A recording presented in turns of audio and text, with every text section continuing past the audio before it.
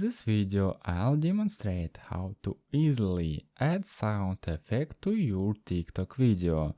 Be sure to watch the entire video to avoid any mistake. Don't forget to like this video and subscribe to my channel. Let's get started. First, open the TikTok app and tap the plus sign to record a short video. After you recorded your video, tap the check mark icon and select Edit in the top right corner. To add a sound effect, tap on Sound and then select a category. You can choose from categories such as mechanical, daily life, human voice, amusement, and many others. Tap on any sound to listen to it and bookmark if you want to save it for later use. If you want to use it in your current video, select Add Use. You can trim the sound effect from the beginning and by holding down on it and moving it left or right. You can also add another sound effect by selection R sound or sound effects. Once